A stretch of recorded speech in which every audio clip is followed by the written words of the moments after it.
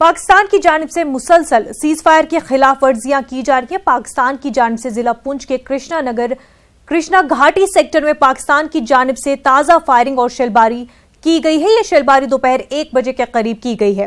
हिंदुस्तानी जवानों ने मौसर अंदाज में पाकिस्तान की बिला इश्तियाल फायरिंग और शेलबारी का जवाब दिया है। आपको बता दें कि शेलबारी की वजह से सरहदी इलाकों के लोगों में खौफो हिरास फैला हुआ है। लोगों का कहना है कि वो अपने घरों से नहीं निकल पा रहे हैं। बच्चों का स्कूल जाना मुश्किल हो गया और खेतों में जाने पर जान जाने का खतरा बना हुआ है।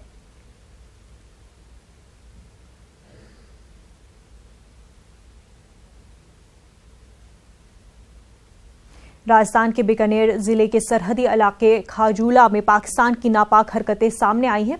सरहद से करीब गांव के लोगों के पास सोशल मीडिया से जानकारी जुटाने की कोशिश की जा रही है। गुज़िश्ता शाम खाजूला के हनीफ नागौरी नाम के नौजवान के पास पाकिस्तान के नंबरों से व्हाट्सएप कॉल आई। नौजवान हनीफ नागौरी ने उसकी इत्तला खाजूला पुलिस थाने में दी। खाजूला SHO विक्रम चौहान ने इलाके के शहरियों से अपील की है कि ऐसी कॉल की जानकारी फौरन पुलिस थाने में दें।